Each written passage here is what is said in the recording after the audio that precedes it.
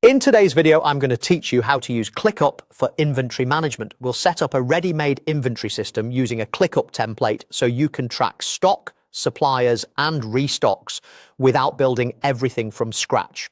Start on the overview page inside your team space or workspace. This is the hub where you can see your spaces, folders, and projects.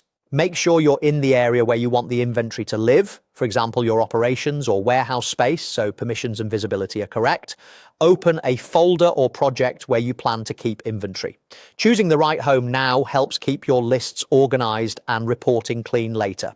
Look to the top of that folder's header and open the three-dot menu. This menu holds advanced actions and settings. From that menu, select templates. Templates are the easiest way to bring in a complete structure with lists, statuses, and custom fields already configured. Choose Browse Templates. This opens the public and workspace template library.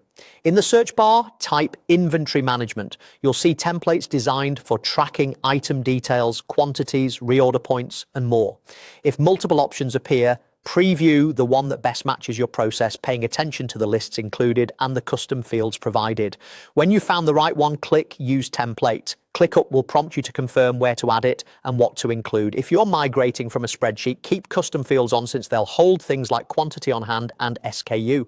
Next, choose the folder name where the template will live. You can use an existing folder or rename the destination to something clear like inventory. Clear naming makes it easier for your team to find and update records. Finally, click Use Template again to create it in your chosen location. ClickUp will generate the lists and fields for you. Once it's ready, open the new inventory list and skim the columns. Notice how the fields align with your process. Quantities, item codes, and reorder levels are typically included.